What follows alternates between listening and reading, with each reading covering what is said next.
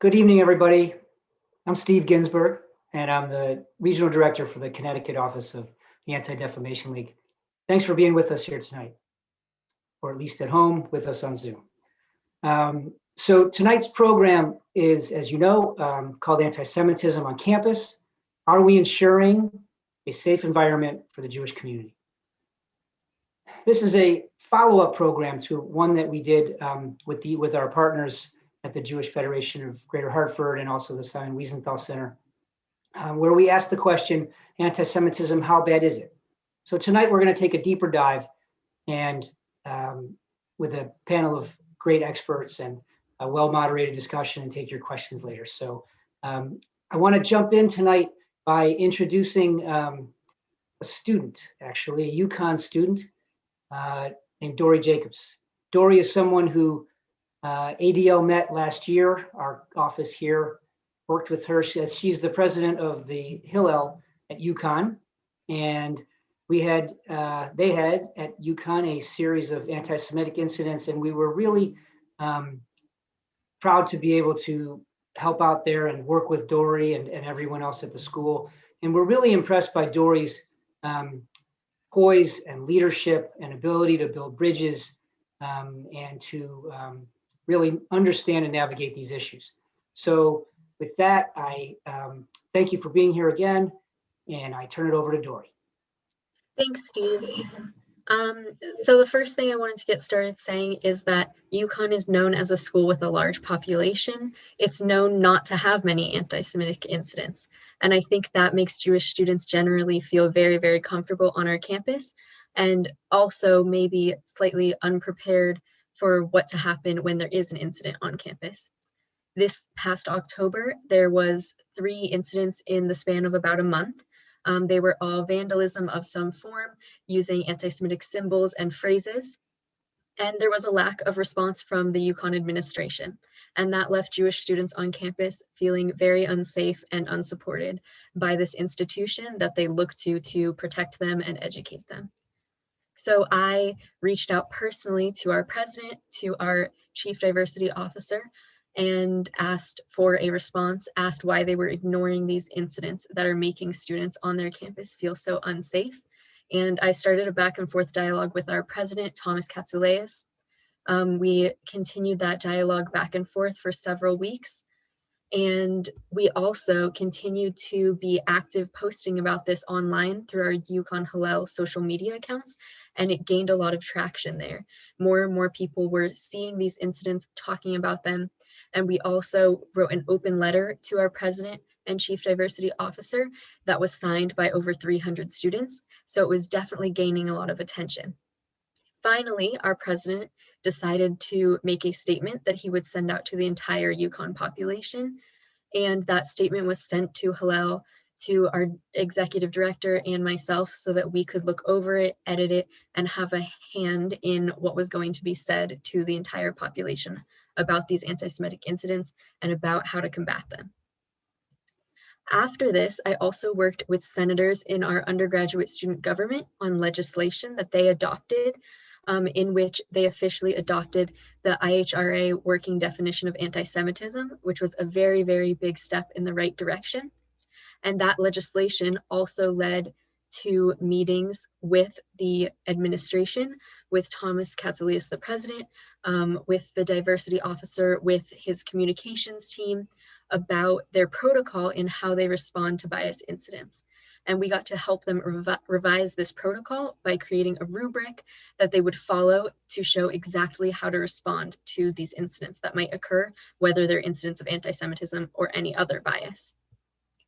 We also decided to put on an event with the help of the ADL, and this event was called Becoming an Upstander, Not a Bystander, How to Fight Anti-Semitism on Campus. It featured an introduction by Professor Avi Pat, who's the head of the Judaic Studies department at UConn. It featured a student panel where we talked about our experience with anti-Semitism and how we think we should fight it. And it also then featured a moderated Q&A that led to some really, really deep and insightful, meaningful conversation. And I think very much impacted the students who were there, as well as the many, many members of UConn administration who were there. So it was a really, really great step in the right direction. Then this semester, another anti-Semitic incident did occur, and our administration was very, very quick in this time communicating with Hillel, with our executive director, talking with students directly, meeting with us, and working to fight that incident that did occur. There was major, major improvements. Of course, still more improvements that could be made in the way that they responded to that incident, but it was a great improvement. So now what we're working on doing is not being so reactionary, only working to fight anti-Semitism when it happens to us, but instead being proactive and educating people ahead of time so that these incidents don't occur at all. So we're doing that by working with the ADL to provide training for resident assistants that work in the residence halls on fighting anti-Semitism. We have an intern at Hillel who's creating educational videos that the school itself will distribute.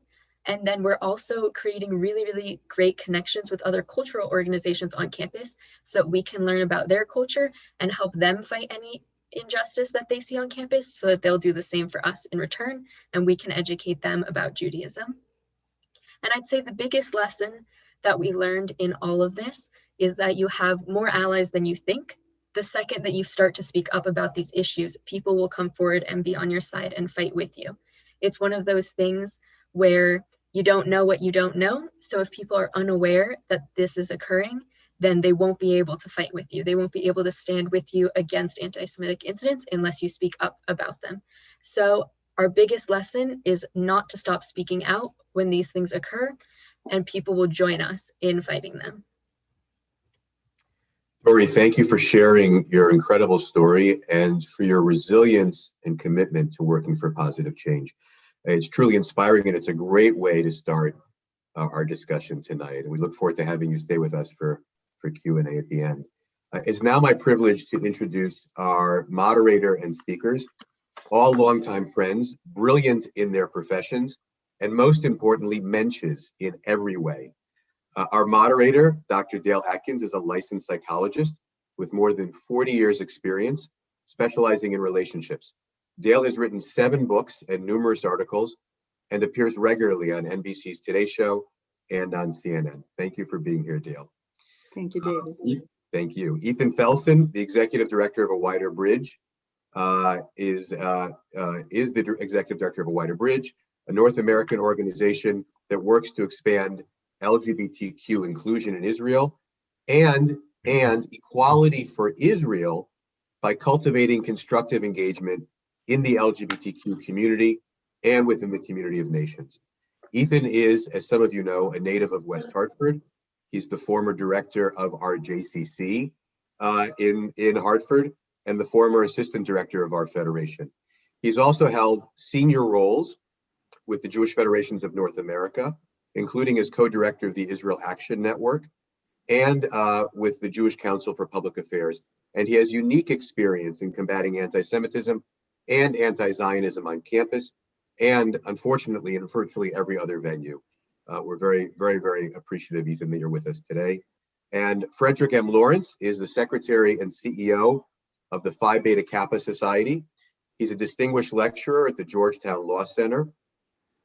And he has served at my alma mater, Brandeis University, as president, also a dean of the George Washington University Law School, and a visiting professor and senior research scholar at Yale. And of course, in those roles, particularly as president of Brandeis University, he was in many cases in a position to very deftly navigate issues relating to anti-Semitism and Israel. Fred is a leading expert on civil rights and free expression, and has published and spoken widely on bias-motivated violence. Fred, it was about 15 years ago that with ADL, I brought you to speak on your book on hate crimes. Fred literally has written the book today widely used as the most important treatise on hate crimes. Fred has also testified before Congress and is a regular contributor to a long list of publications, including The Hill, U.S. News, Newsweek, the Boston Globe, the New York Daily News, and Huffington Post. And he serves on ADL's National Commission. With that, and again, with incredible appreciation for all of your work and your ability to be with us this evening, I turn the program over to Dale. Thank you, Dale. Thank you, David. What an incredible honor it is to be with you tonight, and thank you so much for organizing this whole program.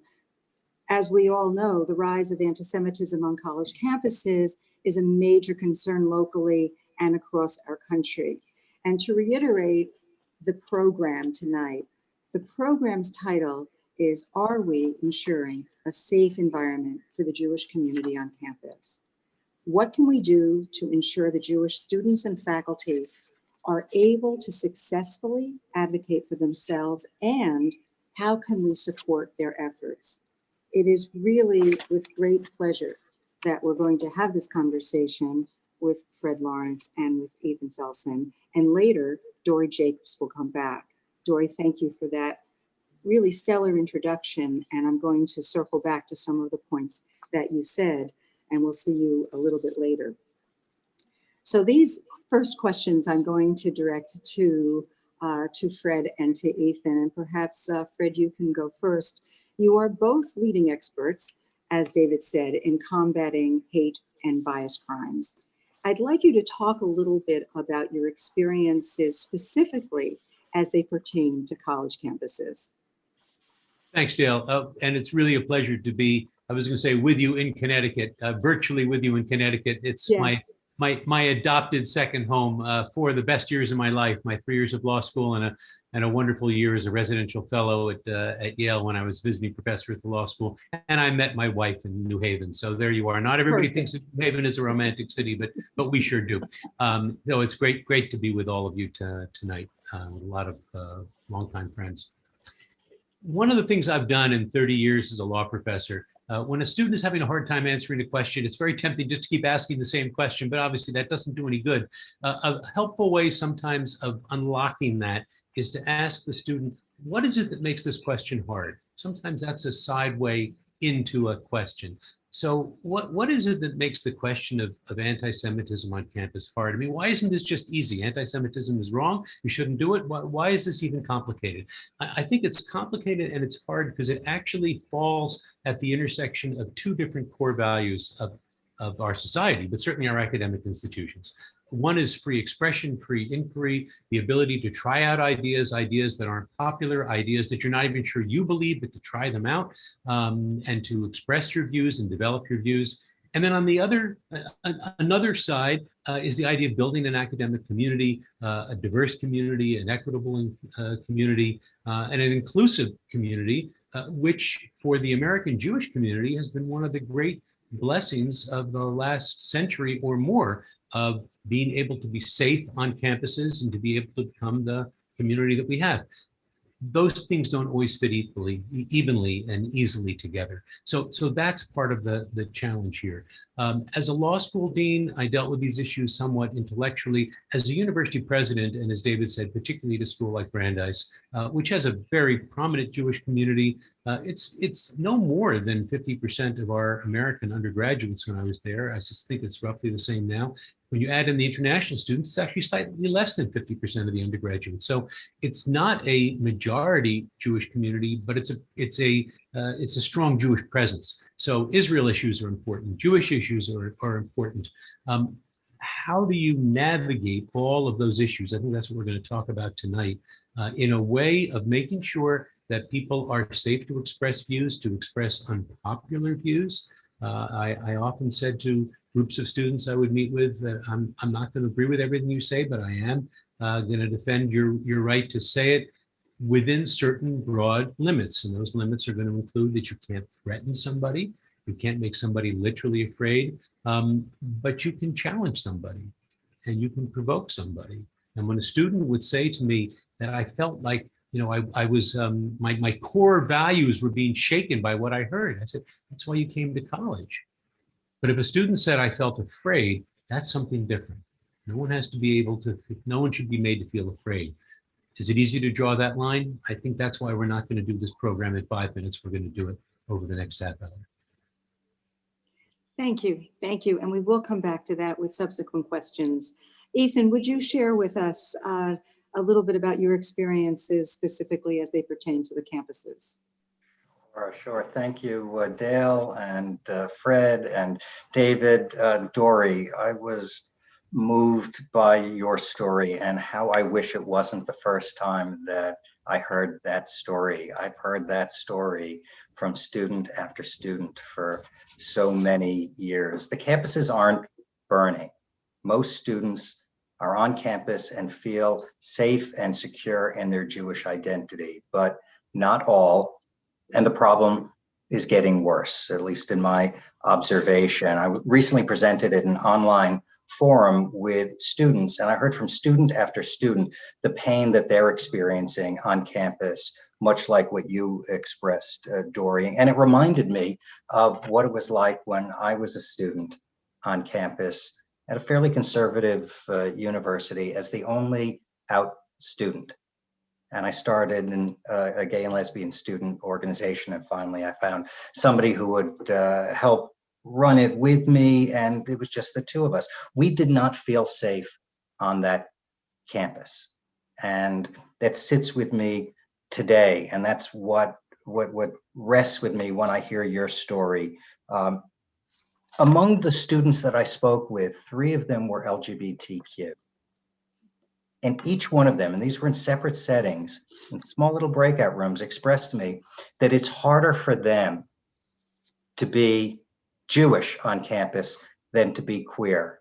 Now take that in for a moment and understand all that it means to be out on campus, to be trans on campus, and what those challenges are. We know that students are being drummed out of leadership because they are Jewish, because they support Israel, or they're just presumed because they're Jewish to support Israel. I spoke with a student who said that she was told she couldn't serve on a committee that would be overseeing a campus election that had to do with an issue related to Israel because she was Jewish, and it was presumed that she would be biased. And students who were on, as it were, the other side of that debate, they weren't given the same ouster. The good news is that there are a lot of people who are there to support students, right? I work in a group called Wider Bridge, as David said. We stand for allyship, right? We work to make sure that LGBTQ spaces have sensitivity to Jewish issues, including Israel, and that Jewish spaces are safe for LGBTQ students. And that's one of the very important relationships on campus. LGBTQ voices are very important on the college campus. None of this is terribly new, the issues that we're facing. When I was at the Jewish Community Relations Council in Hartford, one of the first things I had to deal with on one of the campus was a series of Nation of Islam speakers.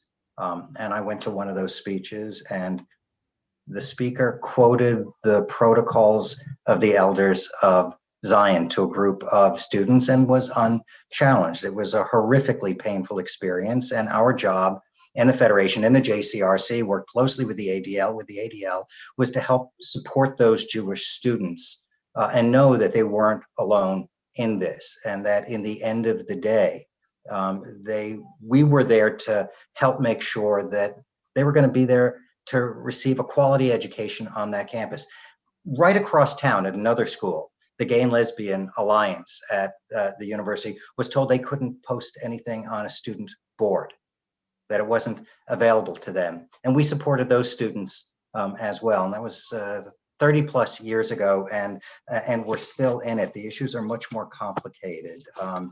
We have to ensure that we're 1 degree or 2 degrees of separation from a lot of the key players in campus life, university presidents, board members, faculty and student leadership. And we have to be in those relationships, making sure that we're heard and the concerns of students like Dory are addressed on campus and not swept under the rug. So let's go back to what Dory said and kind of blend it with what both you and Fred said for a moment. Dory, when in her response to, we're not going to be reacting, we want to be proactively addressing anti-Semitism on college campuses. And she alluded to the ADL trainings, the educational videos that were being made, the speaking out, as you say, and developing intercultural dialogues with students from diverse communities. And what touched me was when Dory said, you know, you really have more allies than you think, only if people know what's going on. So I asked both you and Fred, how else can we encourage faculty and students to be proactive, part one, and part two, Fred, because you were a university president, what can we expect from the presidents, from the administration? Do we have to wait for students like Dory and her colleagues to kind of open their eyes and stay on them? In certain campuses, I guess we do, but how would you address this? And Fred, perhaps you can start.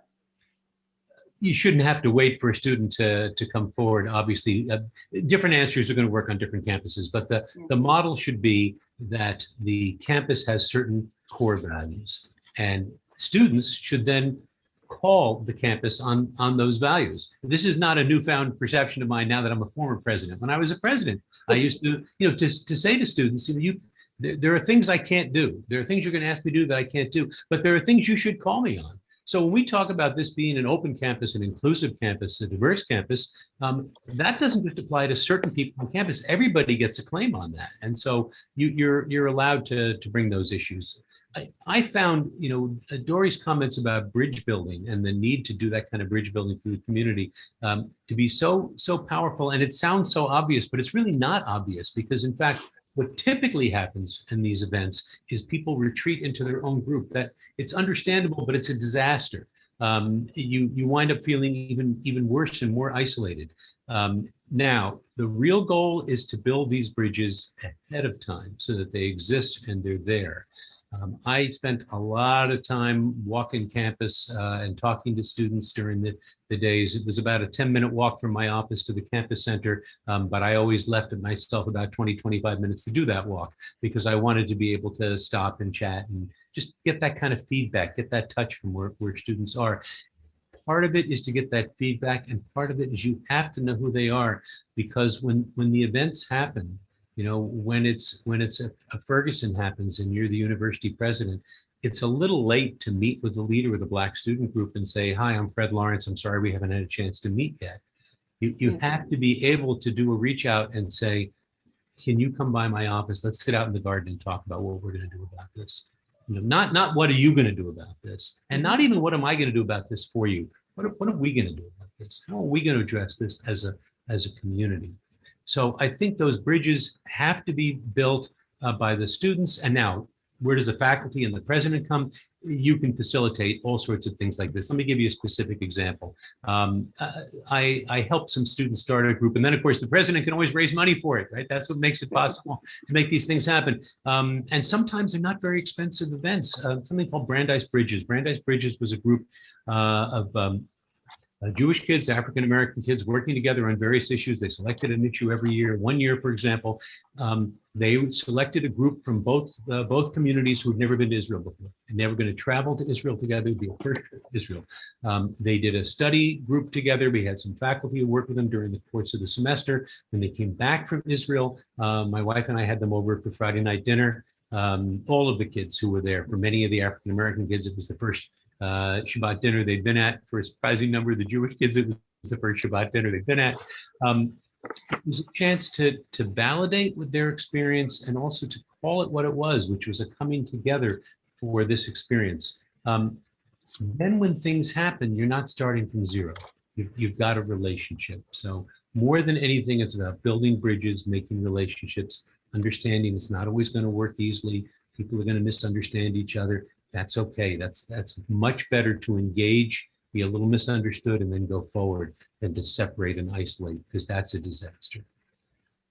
And that really does come as a model from the top, from the administration, that you're reaching out and that you're there to have these kinds of dialogues and that you're curious and you're interested. Ethan, did you have anything that you wanted to add to what Fred said? Well, certainly second that it's all about the relationships. When I take a look at 30 years of engagement on these issues, in almost every situation where the situation was turned from a negative to a positive, it was about a relationship. It was about somebody who was able to communicate with somebody in a meaningful way. there's so much homework that can be done, advanced work that can be done on college campuses to build those relationships. And those relationships are important in terms of putting in place the right policies on campus. Campus should be taking a look at the IHRA definition, working definition of anti-Semitism. The University of California Board of Regents came up with an important policy on anti-Semitism. We should be looking at that. We should be looking around the corner at what are some of the challenges that are popping up in different campuses and how they might play out, and be prepared for them. And I'll give you two examples. One of them is study abroad. It's incredibly important in terms of our telling our story for our students to be able to travel to Israel. Storytelling is at the center of our ability to be effective advocates, and being there in person is important. And there are people who want that not to happen, who are going after these study abroad programs. Let's not wait for those programs to be under attack. Let's make sure that the policies are in place that are going to protect them from the kinds of attacks that we've seen on a few campuses. Another thing that's critical, we talk a lot about the boycott, divestment, and sanctions movement, and invariably it comes up as a resolution in a student senate to divest from a cluster of companies. But there are other ways that it's coming before the campus. Attempts to say that a university should screen out a category of companies because they are ostensible human rights violators, or because they're in areas of conflict. And the end game here is to be able to say that a particular campus divested its assets in a company because of its work in Israel. And it's a backdoor effort at BDS. We have to be prepared for it. Universities need to be looking at their policies around investments so that no student wakes up and finds out that the campus that they live on, the diploma that they hope to hang on a wall, is one from a school that did something that is so contrary to their values. So that's work that can be done in advance by those of us who are supporting students. And we also have to have our eyes out to the efforts that are present to really redefine what it means to be Jewish.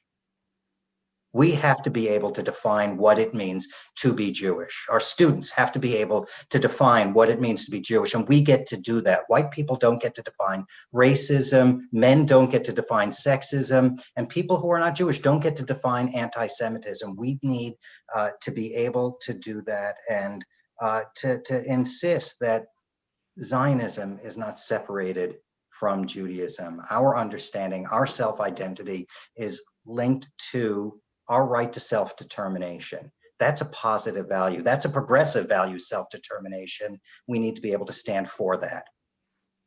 You raise a very important point, which is actually one of the later questions, but I'm bringing it up now, and it has to do with, so many students say that they feel comfortable identifying as Jewish on campus, but that they become more silent, and going to what Fred said before, they don't feel safe, they feel intimidated when they take a position in favor of Israel. And I'd like your comments about that, because it has to do with free speech, which we'll talk about later, but it also has to do with the perception of being safe on campus. And it may also be that there's a lot of social pressure that these kids feel about not being an advocate for Israel. So when we talk about what our Jewishness means, obviously every child, every student is going to define it differently. How do you help with that issue? What do you offer as a way for those students to be able to not feel split and feel as if they are authentically whole? So here are two things, and the first one is the medicine, and then the second one is the sugar. But let's start with the medicine. You don't have a right not to have people disagree with you, and you don't have a right not to have people disagree with you strongly. And if you really don't want people, if you think people are going to disagree with you, and you say that strongly pro-Israel, then you have to take a deep breath and go for it. And I know that's easier to say. Trust me, in the various places I've been, it's not so easy to say. I got stripes on my back to prove it too.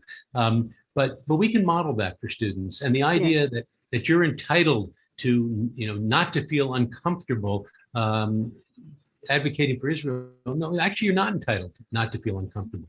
And you're going to go out into a world where you sometimes are going to be uncomfortable, and that's okay. We're going to help you navigate that. And again, just to make clear, nobody can threaten you, but people can push back. And sometimes you're going to feel that what you're saying is not popular. That's okay. That's the price of having an opinion. I told you that was the medicine. Now here's the sugar part. Yes. There's a trap for the unwary here that we all fall into that I think you can't say often enough. Here's the shorthand I always use for it on campus. Israel is not a conflict. Israel is a country. We fall into the habit of making Israel a conflict. That is the way those who are deeply anti-Israel would love to frame it. And now we're fighting. Now we're fighting with them. And I'm fighting about Israel's right to exist. That's the craziest thing I've ever heard. I don't have to fight about Israel's right to exist. Israel has a right to exist. That goes on that list of things we hold to be self-evident. I'm not going to fight about that. Why should I fight about that? Let's talk about other pieces about Israel that people may not know and that they should know. And we should then take this to that's why I love the work that Ethan is doing in the LGBTQ area in Israel, because that's a piece of Israel that not everybody gets. I know you get accused of pink washing, and we can talk about that too. But that's not about the conflict. That's about the country. That's about the culture of Israel, and it's an important part for people to hear. I would even go into less hot button issues. The film industry in Israel is spectacular. The literature in Israel is spectacular. The music, particularly the contemporary music that really resonates with students on campus, is spectacular. Let's share that. Israel is a cultural and Israel is a country. It is not a conflict. And let me get back for a second to the issue of stories here. And it builds on what you were saying, Fred, that 95, before COVID, 95% of Israel advocacy occurred within 12 inches of a computer monitor, one person talking to another, and not engaging in real meaningful conversations. Deep listening and reflecting is very important in this space. So is storytelling. If you think about advocacy that critiques Israel, people are able to paint a picture, a person, a place, and a story. One of the things that we think we need to do to go into the Israel conversation is know every single fact. This isn't a battle of facts. It's not my history versus your history. And if we understand young people today, we know that they crave multiplicity. They can live with multiple narratives. But those narratives are built of stories. If somebody's telling you a story about, or you're hearing a story of suffering of a Palestinian, we're not negating that story. We have to prepare students that that story exists so that the foundation that we've given them is not knocked out from underneath them. They have to be able to approach this with empathy, but they also have to, in the end of the day, help people to understand that Israelis are trying to build a fair and decent society, and they're forced to take risks to defend themselves. And that's done with stories, better than anything else. Their stories, how they come to their Jewish identity, how they attach to Israel, and if they travel to Israel, and please God, they've traveled to Israel and we're supporting them in doing that, they're able to tell the stories of the people that they met who are real life people. This is about Israelis and not Israel. So I think the combination of your comments having to do with kind of coming in through several different doors and not feeling so anxious that so many Jewish students who are going to college these days may be, quote, less familiar, less informed with the history, the arc of history, the culture, and that they don't have the language, they don't have the ability, they're not comfortable talking with people who are hammering at them. What you're saying is something very different. Say, trust them to be present and to listen and to be a part of a larger community and to learn about themselves, their own history, and others as well. Is that correct? Yes, and to be proud. There's a wonderful Yes.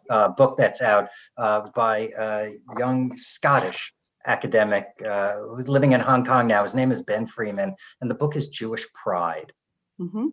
He's a gay man, and he says that there are some lessons from the LGBTQ rights movement that should be instructive for us in the Jewish community in being proud in our identity and defining ourselves, not allowing others to define us, to know who we are and to stand up Yes. for that. Yes, and the knowing who we are, I think also speaks to if you are feeling safe and if you are feeling that you are in a place that encourages inquiry, then you really can be yourself and learn in a safe community. I want to switch just a bit. For a long time, we've been accustomed to anti-Semitism emanating from the far right. Over the past few years, worldwide, we see anti-Semitism coming from the far left. How do we effectively address this issue on campus? And I ask both of you to offer your thoughts about this. To a certain extent, I think we don't recognize it as a difference. I mean, I think, you know, the garb that it's wearing doesn't change what it is. So what's the case against essentialism, against anti-Semitism? It's the same case against racism. It's the same case against homophobia, and it doesn't matter if it's coming from the left or the right. It does require a little more courage, maybe with some of your progressive friends on campus, to call it that and to call it out. But again, you start with the shared commitment. You know, I wrote a little piece on what I call the 3 rules of vigorous civility. I mean, it's meant to sound like an oxymoron, vigorous civility, but it's not. There's nothing that's not vigorous about civil conversation. There's nothing that's uncivil about serious, rigorous dialogue on campus. I sure hope not. That's the nature of an academic institution. But one of the rules I said of vigorous civility is that you start difficult conversations by articulating common ground. You know, and I don't just mean kumbaya stuff. I mean, you actually dig in and talk about what are the principles we have in common. This is, by the way, one of the reasons I like having this conversation, which you can do on campus, because I'm not naive about even being able to achieve this on campus. Certainly, to say, you know, go do that in the public square with a total stranger may be almost impossible. But on a college campus, we are all in one place. We do have certain rules we've at least tacitly accepted. So it's not implausible to say that you can force that kind of conversation. People can have a hard time articulating a position in favor of essentialism. Because somebody's Jewish, they must be X. They won't accept that about anything else. So labeling that for what it is, whether it's coming from the left or coming from the right, should not make a difference in that way. But it is sometimes going to require a little more courage. And there is also a concern that you're going to be, you know, typed as right wing because of your support for Israel. That's going to require also just the courage and the willingness to go through to say, I support many aspects of Israel. You know, I'm a deeply devoted American, but goodness knows I don't believe in everything or agree with everything my government does here. Why should someone believe the same thing about the state of Israel? But the core notion that you identify with it, I think you can articulate that, whether it's coming from the left or the right, or, you know, or both. Yes, and I think we also have to pay attention to the maturation level of the student and the vulnerability that they feel when they're with their peer group, and just being able to have the language that they need in order to be able to articulate even half of what you just said, right? Well, but you know, part of this is you start with first principles. What are we doing on an academic campus, right? We exist for a reason. We are educative institutions. So this is sometimes the most important education you're going to be doing after they've forgotten some of their multivariable calculus or all of it. They may remember this kind of interpersonal dynamics. This may be the lesson that they most rely on for the rest of their lives. I do believe that. I'd add Ethan, you wanted to add? Yes. another piece to this. Yeah. First Yes, of all, thank you. I think societally, We have sufficient problems on both the right and the left. It may be more concentrated on the left on a college campus, but with QAnon and conspiracy theories about Jews, there's problems across the spectrum. And Israel and anti-Semitism are becoming political footballs, and it's toxic. And we as community leaders have to do what we can to stop that.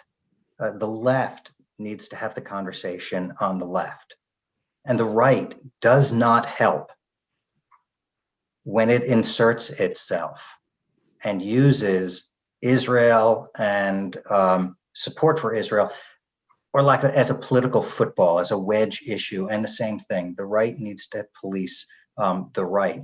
Throughout all of this, allyship is what changes the equation. And students on campus, Jewish students on campus, need to be fully present in student life. We need to help them run for student office, not just be involved in Jewish stuff. Yes, they need to be involved in Hillel and everything, but they need to be involved in LGBTQ life. They need to be involved in residence life. They need to have those relationships and be fully present in them as Jews. And again, it's not about coming in with a set of talking points. It's about coming in with their stories. Yes, and I think that your examples are rich with why the talking points really don't get through and stories do, and really clear inquiry, that you really are present to listen and hear what other people are saying. Before I open up to the questions and answers for the group, I just want to go back to a question that we've gotten from several people. And Fred, you addressed it in part, but I'd like you to pay attention to the end of it. The several questions that we've received had to do with maintaining an open platform, which you alluded to, for speakers who have various positions. And how do we do that while balancing the conflict between freedom of speech and the presentation of outright lies? I think that this is something that I'd like you both to discuss. And I know, Fred, that you've had enormous experience with this. I have indeed, and learned a lot along the way from each one. I think you start with the proposition that the mission of an institution of higher learning is to create knowledge, discover knowledge, and disseminate that knowledge through our scholarship, through our teaching, through our conversations with each other. That means there's a strong presumption in favor of free inquiry and a strong presumption in favor of free speech. We don't start by weighing the value of the speech to say, do we think they got it right? Do we think they got it wrong? We don't want to teach students to self-censor a question. I better not ask this because I'm not sure I got it right. Someone, I always tell my students, and now I tell my senior team, if all your ideas are good ideas, you don't have enough ideas. You've got to try out lots of ideas, and some of them are going to be bad ones, and they're going to flop. Because if you self-censor, you're going to really choke off some of your really good ones that sounded wacky. And it wasn't until we all worked it out that we figured out what it was. So it's important to have that culture and that everybody does get a chance to speak. Now, that's not the end of the story. When there is a speaker, first of all, there's no right to be invited by the president or officially by the university. So the university itself, before inviting an official speaker, is allowed to say, what will this person bring to campus? If this person is a flat earth scientist, we don't think that person's going to bring anything to campus. On the other hand, if a member of the community, if a student or a faculty group want to invite that speaker, I think that speaker is free to come. Notice I haven't said anything about public and private schools. This is not about the First Amendment. This is about higher education, public or private, in my view.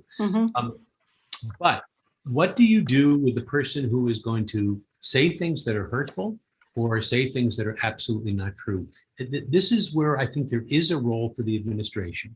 And as a president, you got to be very careful. You cannot be calling First Amendment balls and strikes on a daily basis. But you find your moments and you weigh in. And you can say things like, this speaker is going to speak on this campus because we are an open campus. But we have values on this campus. They include dignity and decency and inclusion and equity. And this speaker, based on what he or she has said in the past, is going to be contrary to that. There's a reason for that. If you'll just permit me, there's a reason that it's really important to say that. Much of this hurtful, harmful speech exacts a cost on the community. I still believe that that cost is a cost worth bearing for a free society and on campus for campus to function. However, that cost is not equally spread across all members of the community. Some people bear more than their fair share of the cost. That's still not an argument for deplatforming people and keeping people from speaking, but it is an argument for people to speak up. You know, Louis Brandeis famously said the answer is not enforced silence, it's more speech. Yeah, but that's the part we forget about. We got to do the more speech part. We got to weigh in too. And it's not just the president. It starts with the president, but the whole community has to weigh in and say, you know, flat earth science, that's not an opinion. That's wrong. Yes. And other kinds of views, we reject those. We're allowed to say them, but we Yeah. reject.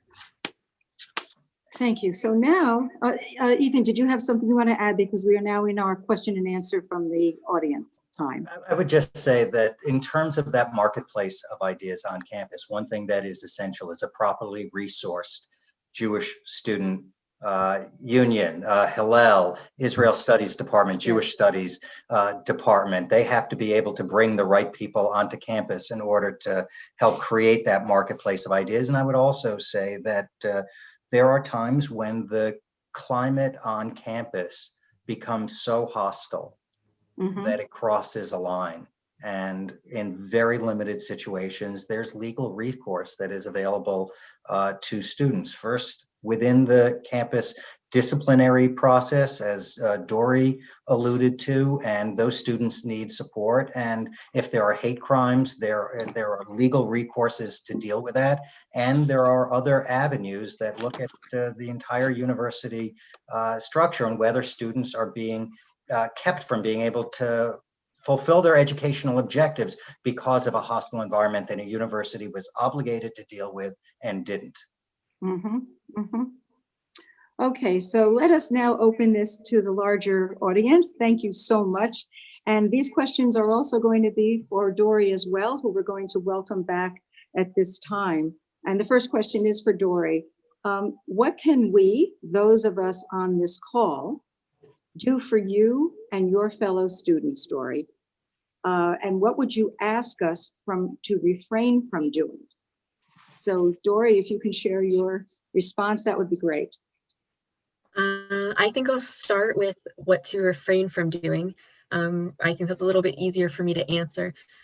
And I would say that the notion that students currently, compared to students in the past and people from older generations, have it easier is sometimes not taken well by students, because especially with the internet and social media, it's hard to step away from the issues that we are dealing with. So compared to in the past, when you would see a demonstration on campus, but you could leave your campus, go back to your room, step away from it, and be out of that mindset, we're still seeing these things online from our peers with us all the time. And so that's a very, very interesting thing to deal with. And I think some people who are older than us think you have it much better now. Things are easier now. It's easier to combat more ways to spread that anti-Semitism. And when you may be seeing it on your campus, you're also going home and then seeing it anonymously from random commenters online, or from people on your campus online. So I think to refrain from diminishing the experience students feel on campus right now, because it may have seemed worse to you in the past. And then in terms of what people can do, I think that when you step onto a college campus, it can seem really, really crazy to you, the knowledge levels of other people. I'm an out-of-state student. I'm from California. I moved to Connecticut for school. And there's a lot of people who don't understand what it's like to be at a public high school in Southern California and dealing with anti-Semitism there, because they were in Jewish day schools in Connecticut. And so I think there's people with vastly varying levels of comfort with confronting anti-Semitism and also dealing with people who don't know about Judaism. When I came to campus, Here, I was amazed that people actually knew what the Jewish holidays were, because I'm used to no one even knowing what Judaism is. I'm used to people who are unaware of Judaism at all. And so I think that one of the things that adults can do is to continue to fight for education before college about anti-Semitism, about Judaism, so that when you get to the college campus, people can start with a base level of knowledge for discussion, for us to create a dialogue that has those basic tenets of what Judaism is, what anti-Semitism is, and so that we don't have to do all the educating once we get here to this campus with such a diverse population.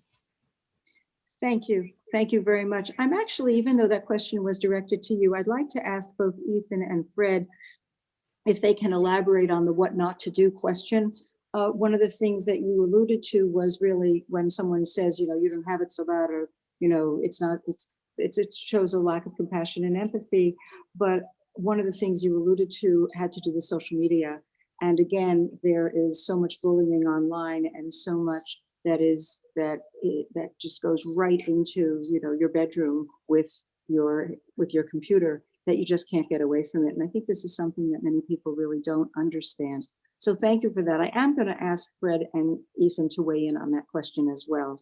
I thought, thank you. I thought Dory's remarks were great, Yeah. both times, and your insight about the 24/7, 365 social media. Well, it's not just 24/7, 365. It's also omnipresent. Yes.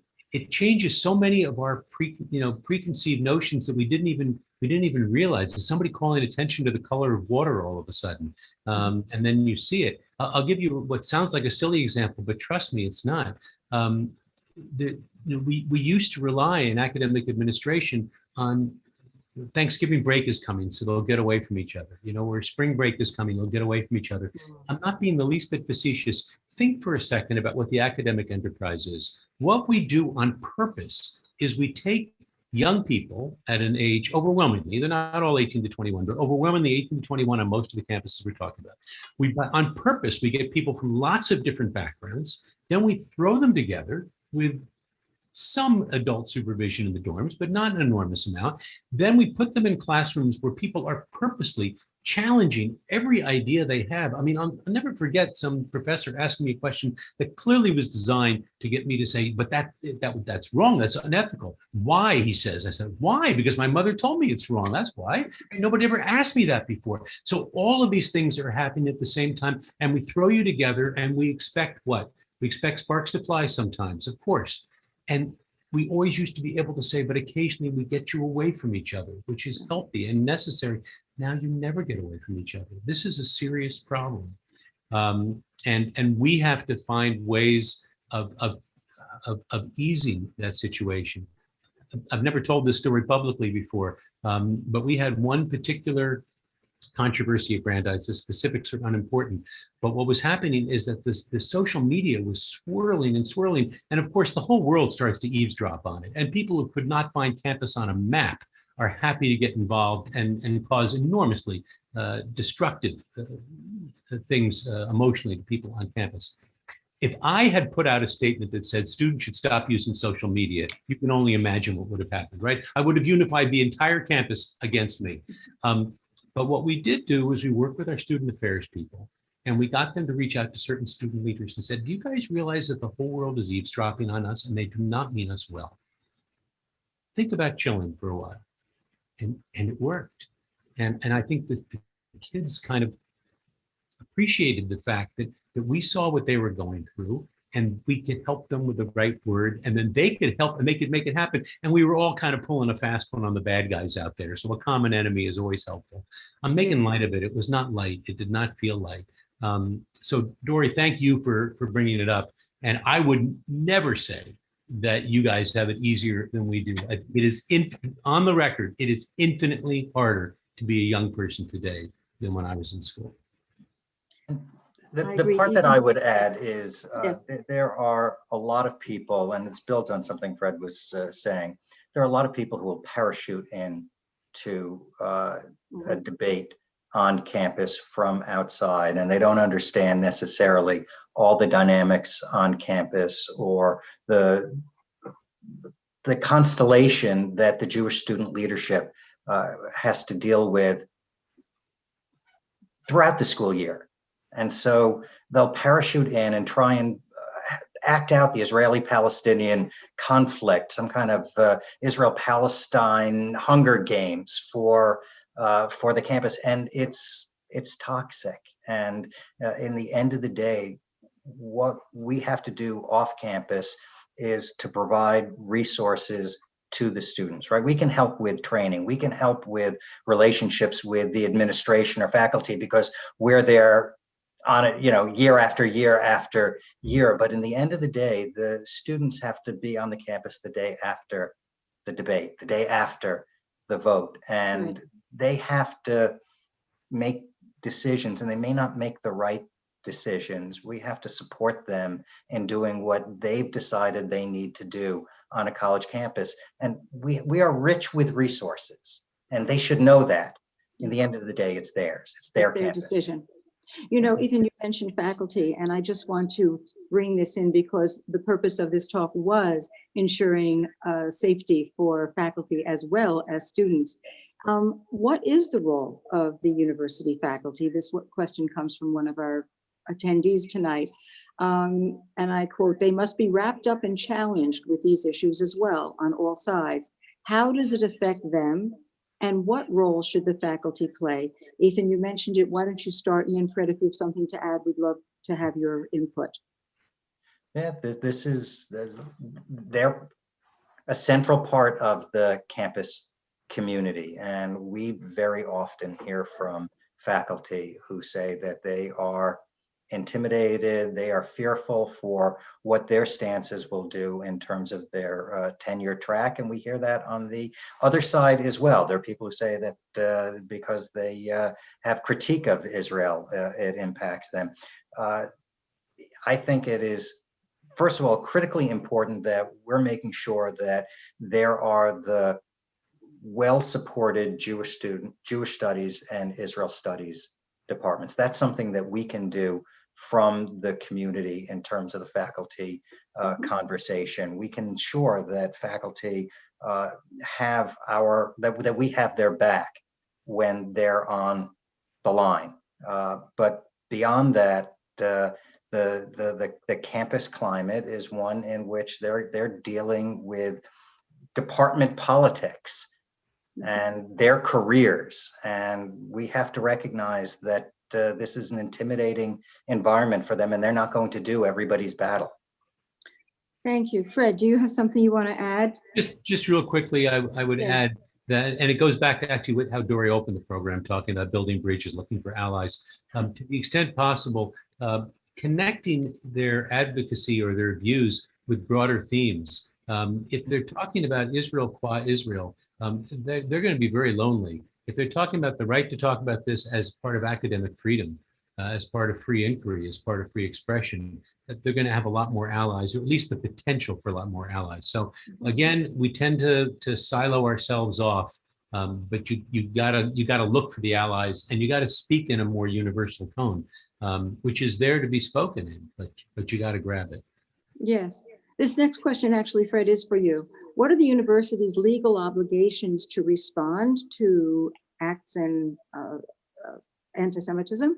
And the questioner says Title IV, Title VI, and IX, and other Department of Ed requirements. So there's the 2-hour answer and there's the 3-minute answer. I presume you want the 3-minute answer. The university has very strict legal requirements with respect to Title VI and Title IX in particular, but Title VI with the requirement that no one may be deprived of the benefits and educational opportunity on the basis of religion. Here's where the rub comes, though. We have to be careful, and I know not everybody is going to share my take on this, but Israel advocacy is related to Jewish identity, but it is not identical to Jewish identity. Strong criticism of Israel is not the same thing as anti-Semitism. Anti-Semites are often critical of Israel, and there is criticism of Israel that is anti-Semitism, but not all criticism of Israel is anti-Semitism. We got to be careful if we want to keep our allies that we also walk that line, because a lot of times in our community, for reasons I perfectly well understand, there's a real sensitivity on this, and you pull back too fast and you expect somebody to run in. So should the university run in a case like Dory's case? Absolutely. When there's bona fide anti-Semitism, absolutely. When somebody is having a apartheid awareness week or Palestinian rights awareness week, there are parts of that that are going to brush you against the grain, to be sure. But I don't think you want to start claiming there's a Title VI violation there. Thank you. There are several questions that have come in about seeking advice on how students should respond when they themselves see that they are targets of anti-Semitism on a campus. What's the first step? And at what point should they let the administration know? And what should they do if the administration doesn't take action? I would just like to say that Dory's introductory remarks were really kind of a full circle about that, and a beautiful template for what happens when you're not getting what you feel you need and what the campus should provide. And, you know, Dory, it sounds to me as if you and your cohorts were really the educators in that scenario. But what, you know, when a student is targeted, what should be the first thing, or what should they be doing? Let me say, there's no one size fits all campus. Right, of course. And there's Right? no campus. They're all no two different. They campuses have are their the own same. personalities. Some are in rural areas, some are in big cities, some have multi-staffed Hillels, some have no Hillel at all. And so the first thing is connect with other Jewish students and find support within your own network. That's really important. Allyship is important in those situations. There's a Jewish Federation just about everywhere, and they are there. Israel Action Network Federations are there as resources. ADL, there as resources. There are a lot of groups that have campus departments. They are there as resources. The Israel on Campus Coalition is there as a resource for students. And but the first thing is to start, I think, local, in terms of making sure that you as a student have support. That can come within the Office of the Dean of Students, that can come within the Jewish students, that can come within residence life. You have to feel safe and secure.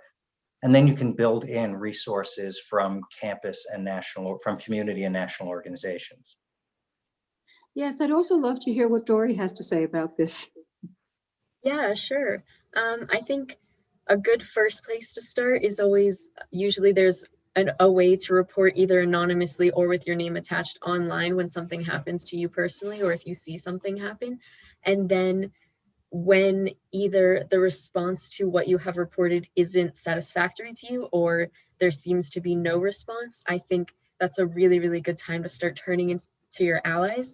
Like Ethan said, reaching out to the ADL, reaching out to other Jewish organizations that can help you. I know I'm in a group message with people from Stand With Us, ICC, Israel Coalition, and Hasbara, other organizations, that these people who have so much years of experience and so much wisdom to share with us and can directly give us advice on what the next steps are. They don't do it for us. They educate us for how we can be activists on campus.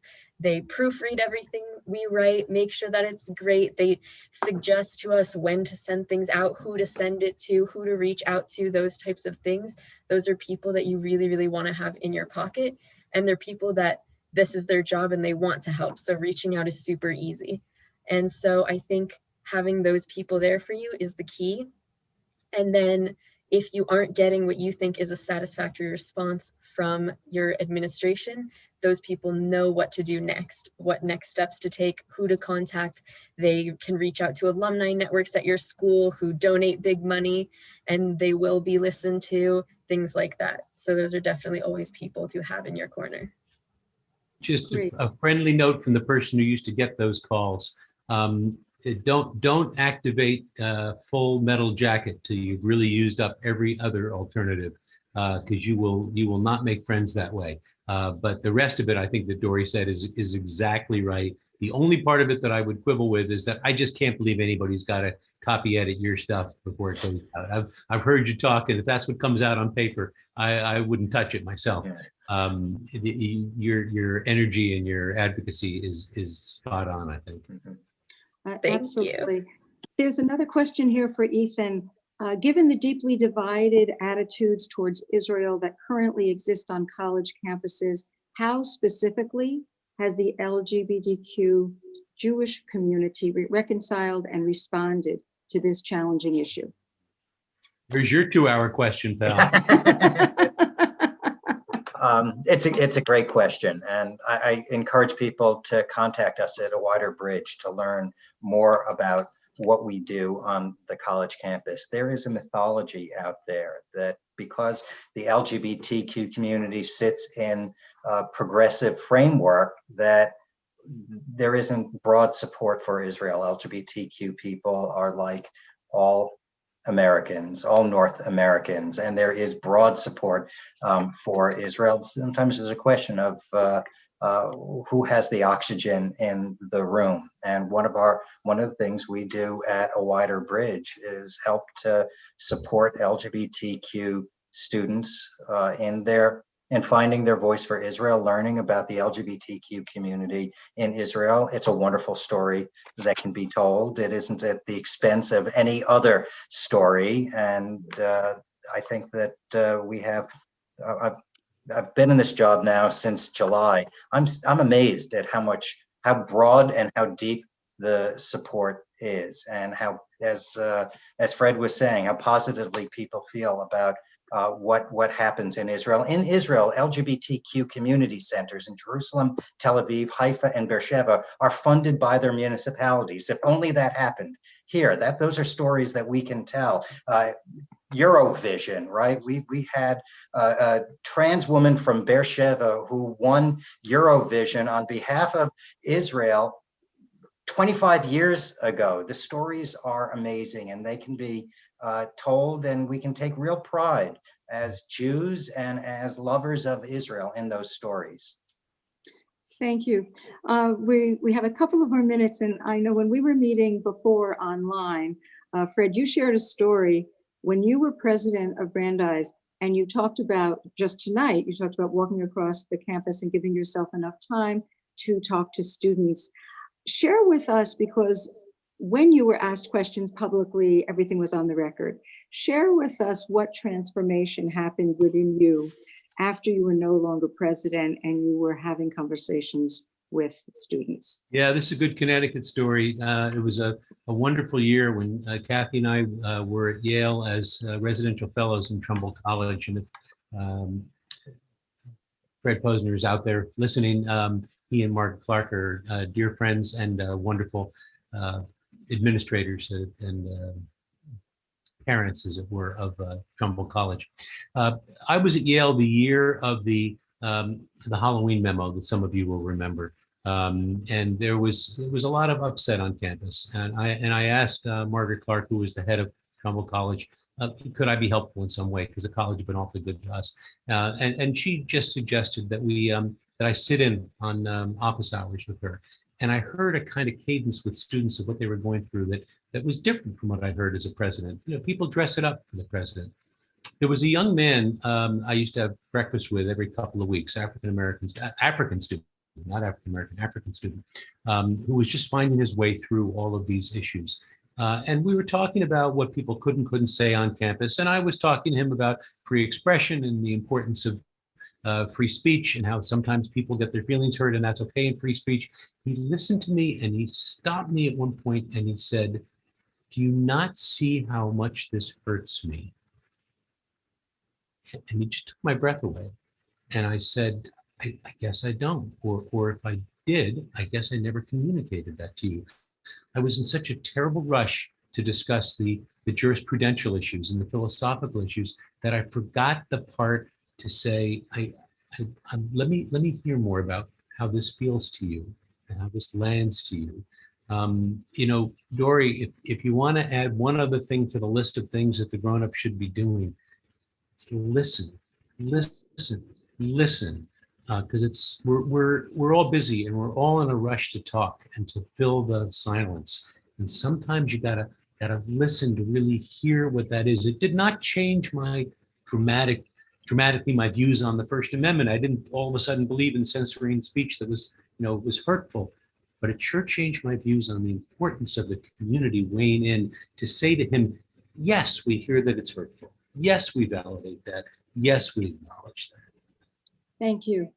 We are almost finished with our time. I just want to thank our panelists so much for joining us, for sharing your wisdom, your stories, your histories, and your sensitivity to this problem and this situation, which hopefully we will be able to address differently. And before I turn it over to Michael, I just wanted to thank so many of our sponsors. We have been sponsored by the Jewish Federation of Greater Hartford and all of the Connecticut federations, the ADL of Connecticut, the Simon Wiesenthal Center, JFACT, and the Jewish Family Services of Greenwich.